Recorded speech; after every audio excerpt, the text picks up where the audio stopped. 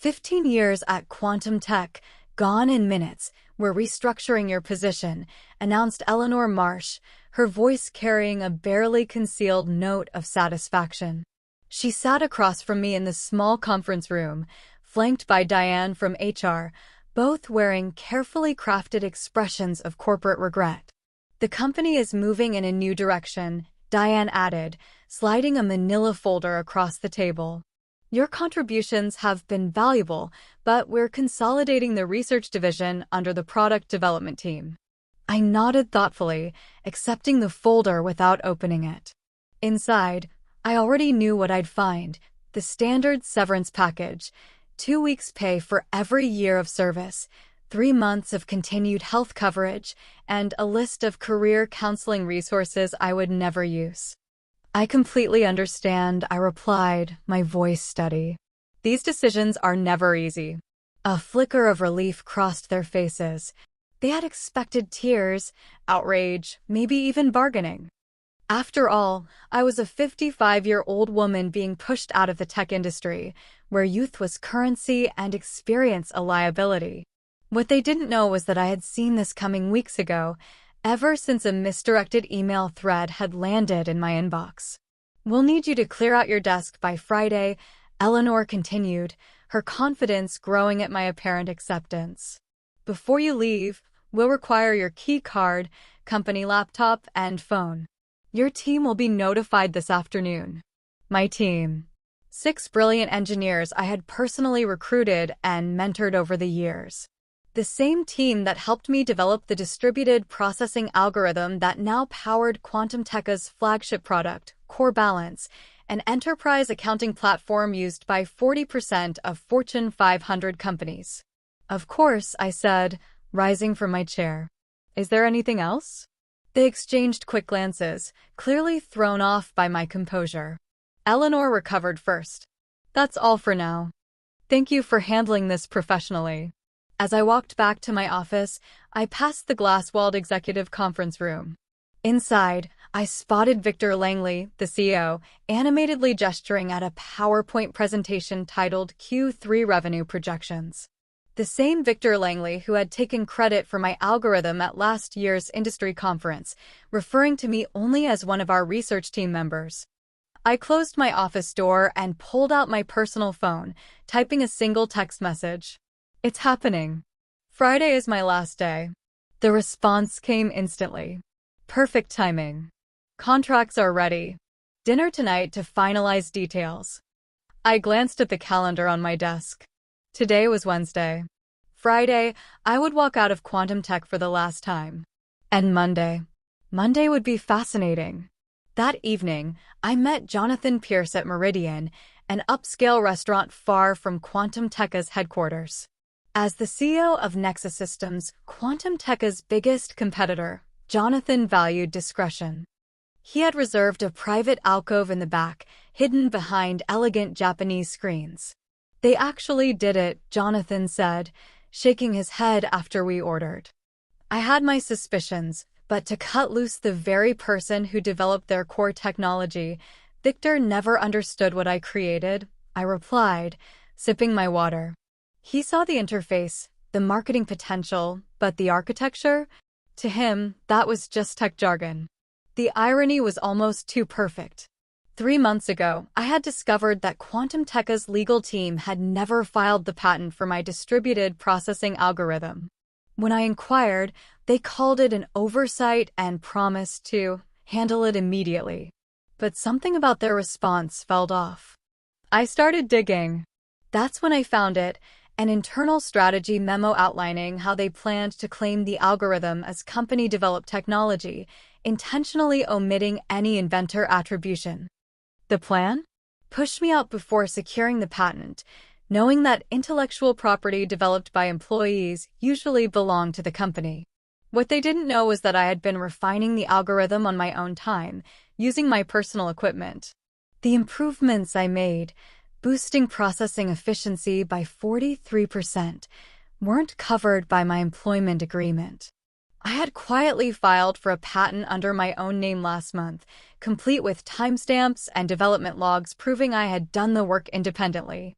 The patent had been granted with remarkable speed, thanks to Jonathan's introduction to a top-tier IP attorney.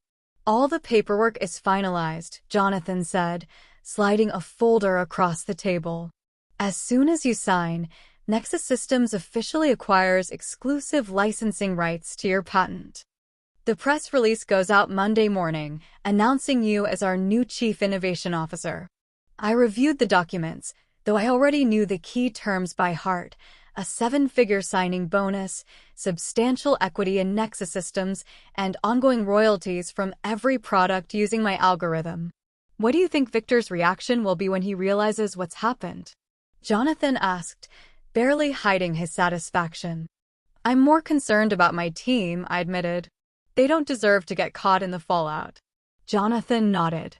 "Already taken care of. We have positions for all 6 of them, senior roles, significant raises." I signed the final page and closed the folder. In one move, I had secured my future, protected my team, and ensured proper recognition for my work. "To new beginnings," Jonathan said, raising his glass. "And to owning your own value," I added, clinking my glass against his. Thursday and Friday passed in a blur of exit interviews, knowledge transfer meetings, and polite farewells. Rumors spread like wildfire. Administrative assistants gave me sympathetic glances in the hallways. Junior developers awkwardly asked if I'd write them LinkedIn recommendations. I maintained my professionalism, but I documented everything, every project, every password, every process. Not out of kindness. Out of strategy. I wanted clear evidence that I had acted in good faith while Quantum Tech had not. By Friday afternoon, I sat across from Diane in my final exit interview. She methodically checked off each item on her list.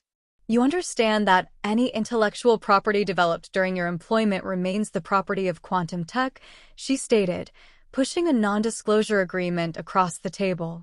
"Of course," I replied pleasantly.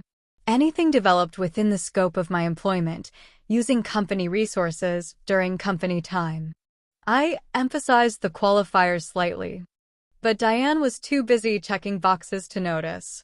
"And you affirm that you have no copies of proprietary company, exit, strategy." "I have taken nothing that belongs to Quantum Tech," I confirmed truthfully. The patent was mine, after all. As I packed the last of my personal belongings, family photos, a collection of conference badges marking 15 years of industry events, and the coffee mug my team had given me last Christmas, Eleanor Marsh appeared at my door. She leaned casually against the frame, her posture rehearsed, her tone artificially light.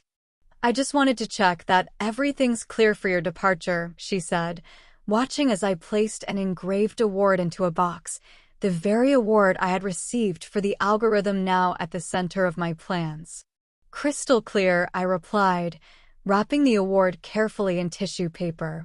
The irony of it wasn't lost on me. "You know, these restructuring decisions are never personal," Eleanor continued. "Victor believes the company needs to move in a more youthful direction." I looked up and met her gaze directly. "I understand completely," I said. "Business is business." Something in my tone made her hesitate. For the briefest moment, I saw uncertainty flicker across her face, but she quickly dismissed it. After all, what could a soon-to-be unemployed 55-year-old woman possibly do? "Will you be taking some time off?" she asked, her concern just as manufactured as the rest of this conversation. "Actually, I already have something lined up," I replied smoothly. "I start Monday." Surprise flashed across her features. "That's fast. Anything interesting?" I smiled. "Very. A leadership position. I'm quite excited about it." She nodded absently, already moving on in her mind. "Well, good luck with that." I walked out of Quantum Tech's glass headquarters for the final time, keycard surrendered, a single cardboard box in my arms. On the top floor, I could see the executive conference room lit up for an evening meeting, undoubtedly discussing how to redistribute my responsibilities among younger, less experienced, and significantly cheaper employees. What they didn't know was that, in less than 72 hours, that same room would be hosting an emergency crisis meeting instead. Monday morning, the morning air was crisp, the sky clear as I dressed carefully in my charcoal suit, a power outfit purchased specifically for this day. At precisely 7:30 a.m., the Nexus Systems town car arrived to take me to their headquarters, where I would begin my first day as Chief Innovation Officer. By the time I settled into my new office, a corner suite with floor-to-ceiling windows, Jonathan Pierce was waiting. The press release went live at 7 a.m., he informed me. Industry newsletters are already picking it up. Communications is monitoring reactions. The announcement had been crafted with surgical precision. Nexus Systems acquires exclusive rights to revolutionary processing algorithm, welcomes creator Dr. Evelyn Carter as Chief Innovation Officer. It highlighted my background, explicitly credited me as the sole inventor, and emphasized how Nexus Systems would integrate the algorithm into its next-generation technology. Most importantly, it made one fact unmistakably clear. Any company currently using the technology, including quantum tech, would need to negotiate licensing agreements with Nexus Systems moving forward. At precisely 9:15 a.m., my phone lit up with a text from my former lead developer, Miguel. Complete chaos here. What did you do? I smiled, typing back, check your personal email. All 6 of you have offers waiting. Meanwhile, 8 miles away at Quantum Tech headquarters, their scheduled Monday morning meeting had rapidly derailed into a crisis session. Miguel's live updates painted a vivid picture. By 9:30 a.m., the company's general counsel and chief financial officer were already in Victor Langley's office, panicked. The industry announcement had hit their inboxes simultaneously, sending immediate alarm bells through the company. Instead of discussing revenue projections, Quantum Tech's leadership was scrambling. They're pulling every file with your name on it, Miguel reported. Someone just wheeled in all the servers from the research division for a full audit. I could picture it perfectly, Victor pacing the conference room, demanding explanations from Eleanor and the legal team. The stock market was already reacting. Investors despised uncertainty, and my announcement had introduced plenty. By noon, Quantum Tech's stock had dropped 7%, while Nexus Systems had surged 12%. At 10:45 a.m., my inbox pinged with an email from Victor Langley himself. Subject: Urgent. Let's discuss Evelyn. There appears to be a misunderstanding. Please call me at your earliest convenience so we can discuss. Victor the First forwarded it to Nexus' legal team without responding. By early afternoon, the industry was buzzing. 3 major tech journals had reached out, all wanting exclusive interviews on what they were calling a strategic coup that shook the enterprise software industry. Greg stopped by my office, watching the growing pile of press requests. "How are you feeling?" he asked. I leaned back in my chair, exhaling slowly. Validated. 15 years of watching others take credit for my work, being told I should be grateful just to have a seat at the table. And now, finally, recognition. My new executive assistant appeared at the door. "Dr. Carter, the development team is ready for you in the main conference room." She hesitated. "Also, Quantum Tech's CEO has called 4 times in the last hour." I barely looked up. "Let him know I'm in meetings all day. Our legal team will reach out to discuss licensing options later this week." As I walked toward my first official meeting as Chief Innovation Officer, my phone buzzed again, another text from Miguel. "Board just called an emergency session. Victor looks like he's about to explode. P.S. My team and I accept your offer. When can we start?" By Tuesday morning, the full impact of my departure had settled in at Quantum Tech. Their flagship product, Core Balance, relied entirely on my algorithm for processing massive datasets, the very technology that gave it a competitive edge. Without licensing rights, they faced 2 unappealing choices: negotiate with Nexus Systems, a move that would publicly humiliate them and cost them millions in licensing fees. Rebuild their core technology from scratch, a process that would take years and millions in development costs. At 2 p.m., Quantum Tech held an all-hands emergency meeting. Miguel texted, "Rumor is, they're going to try to sue you." I forwarded his message to Nexa's legal department. Their response came almost immediately. "Let them try." Pause right here, amazing listeners. Quick reality check. You're here, enjoying the content, but have you actually subscribed yet?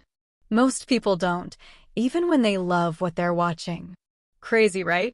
We just hit 2,000 subscribers, and that's all because of you. Every single sub makes a difference. It's what keeps this going. So if you're vibing with the content, hit that subscribe button right now. Be part of this journey, not just a silent watcher. Oh, and before we dive back in, tell me, where are you tuning in from? Drop it in the comments. All right, let's continue the story. Let them try. Nexus Systems' legal team was unbothered. Your documentation is airtight: development logs, timestamps, personal equipment usage, all clearly establish ownership. We've prepared for this scenario. Meanwhile, I was settling into my new role with remarkable ease. The respect I received at Nexus Systems was a stark contrast to my final years at Quantum Tech. When I spoke in meetings, people actually listened. My ideas weren't repackaged by male colleagues and presented as their own. My age and experience weren't liabilities, they were assets. "The engineering team is implementing your efficiency improvements," Jonathan Pierce informed me during our afternoon briefing. "Early testing shows a 51% performance boost, even better than we projected." I smiled. I had several refinements I never shared with Quantum Tech, I admitted. After I discovered they were planning to eliminate my position, I saw no reason to give them my best work. "Their loss," Jonathan said with a satisfied grin. "Our gain. And speaking of which, the first licensing inquiry came in this morning," he continued. "Not from Quantum Tech yet, they're still in denial, but from Dataflow Systems. They're worried about being caught in the crossfire." I wasn't surprised. Quantum Tech's silence wouldn't last long. Corporate meltdown at 3:30 p.m., Miguel sent me a detailed account of Quantum Tech's emergency all-hands meeting. Victor Langley had attempted to project confidence, assuring employees that the company would vigorously defend our proprietary technology. But the anxiety in the room had been palpable. Several employees had already updated their LinkedIn profiles, sensing the company's vulnerability. Marjorie looked like she was about to faint when someone asked directly if they had failed to secure the patent. Victor cut the Q&A short after that, Miguel reported. By Wednesday, the industry fallout intensified. 2 major clients contacted Nexus Systems about switching from Quantum Tech's core balance software, citing concerns about Quantum Tech's ability to maintain the product without the algorithm's creator. Our stock had risen another 8%. Quantum Tech's stock continued to plummet. Then, my phone rang. Denise, the same woman who had slid my severance package across the table just days ago. "Kira," she began, her voice carefully professional. "I'm calling to discuss the situation with your patent. We believe there may have been a misunderstanding about ownership rights." I leaned back in my chair, amused. "I don't think there's any misunderstanding," I replied. "My employment agreement clearly states that intellectual property developed on my own time, using my own resources, remains mine. The patent documentation confirms exactly that." A pause. "Victor was hoping you might consider coming in to discuss options." "Any discussions will need to go through Nex's legal department now," I said smoothly. "I'm sure they'd be happy to set up a meeting to discuss licensing terms." Silence. Finally, Denise sighed. "I'll pass that along." Quantum Tech in freefall by Friday, just 1 week after my departure, Quantum Tech had entered full-blown crisis mode. Their stock had fallen 23% since Monday's opening bell, triggering concerned calls from major investors. Industry analysts pounced, publishing articles with titles like, "Can Quantum Tech survive the algorithm crisis? How one strategic blunder may cost a tech giant everything." Through my industry contacts, I learned that Victor Langley had finally acknowledged the severity of the situation to the board. They had only two choices: license my algorithm from Nexus Systems at exorbitant rates that would devastate their profit margins, rebuild core balance from scratch, which would take years and millions in R&D. They've started interviewing for a new development team, Miguel informed me during our Friday video call. Victor's claiming they can recreate the functionality in 6 months. I laughed outright. The original algorithm took me 3 years to perfect, I said. And that was with intimate knowledge of the problem space. Exactly, Miguel agreed. Nobody believes the timeline. Especially after our entire team posted their resignation letters simultaneously. The knowledge drain is massive. That afternoon, Quantum Tekka's legal team finally caved. They reached out to Nexus Systems, hoping to open a dialogue about potential licensing arrangements. Our legal team responded with terms that were technically fair, but strategically painful. Heavy checkmark 3 times the standard industry licensing rate.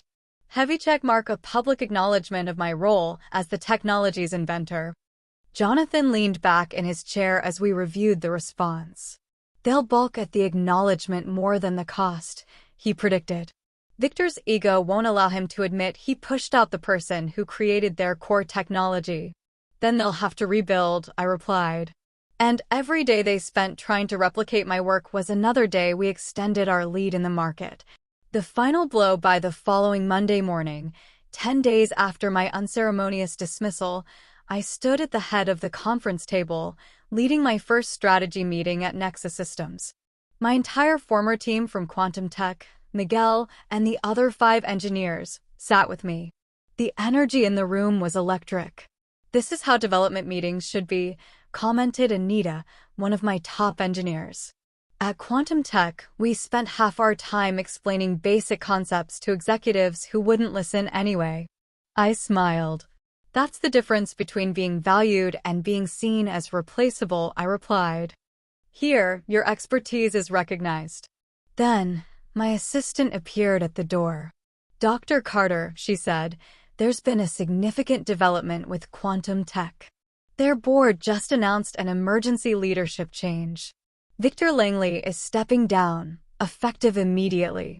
Within hours, the news spread across the industry. Quantum Tekka's board had lost confidence in Victor's leadership, citing the catastrophic patent oversight that threatened their flagship product. Eleanor Marsh was also out, along with the head of legal, who had failed to secure the patent. That evening, I received an unexpected email. From Richard Donovan, Interim CEO, Quantum Tech. Dr. Carter, congratulations on your new position. I have been brought in to help Quantum Tech navigate the current situation. I'd like to discuss a fair licensing arrangement for your patented technology.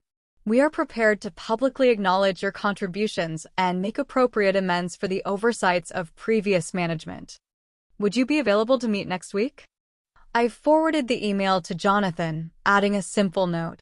Phase 1, complete. His reply came quickly, beautifully executed. The board is celebrating your first major victory for Nexus Systems. Looks like Quantum Tech finally understands. They should have never underestimated you. Where it belonged, ChatGPT said. Legacy of innovation 3 months after my departure from Quantum Tech. I sat on the main stage of the National Technology Innovation Conference, preparing to deliver the keynote address. The audience was packed with industry leaders, journalists, and aspiring developers, many of whom now knew my story. And now, I'm pleased to introduce our keynote speaker, the conference organizer announced. Dr. Evelyn Carter, Chief Innovation Officer at Nexus Systems and creator of the distributed processing algorithm that has revolutionized data handling across multiple industries. The applause was substantial as I approached the podium. What a difference a few months made. Last year, I had attended this very conference as part of the Quantum Tech delegation, seated in the back while Victor Langley stood on this very stage, touting his company's innovations.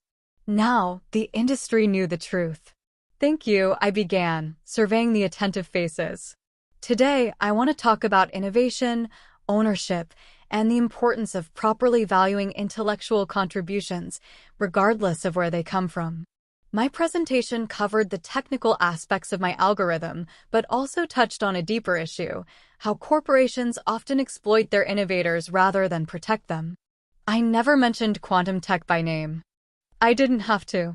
The message was clear. The shift in the industry after the talk. During the reception, several young engineers approached me, many of them women, eager to discuss their own careers. One, barely 30, hesitated before confessing, "Your story changed how I document my work." I started keeping detailed logs of my development process on personal time. I smiled. Smart. Your innovations deserve protection. As the evening wrapped up, I checked my phone and saw an industry news alert. Quantum Tech had finally signed a licensing agreement with Nexus Systems. For the first time, they publicly acknowledged me as the algorithm's creator. Their stock had stabilized, though at a significantly lower valuation than before my departure. The market had spoken. Companies that failed to protect and value their innovators would pay the price. 1 year later, exactly 1 year to the day after I was told to clean out my desk, I sat in my spacious office at Nexus Systems, reviewing our quarterly innovation report. Under my leadership, the company had launched 3 groundbreaking products based on my algorithm, capturing significant market share from quantum tech and other competitors. A knock at my door interrupted my analysis. Jonathan Pierce walked in, carrying a bottle of champagne and 2 glasses. "Happy anniversary," he said, setting them on my desk. Then he grinned. "The board asked me to share the news with you personally before the public announcement. Nexus Systems has officially surpassed quantum tech in market valuation for the first time in company history." I smiled, not with triumph, but with quiet satisfaction. That's what happens when you value innovation properly. As Jonathan poured the champagne, my assistant walked in, handing me a sleek invitation envelope. Inside was an invitation to speak at the Women in Technology Leadership Summit. Topic: Owning Your Intellectual Value, How Proper Documentation Changed an Industry.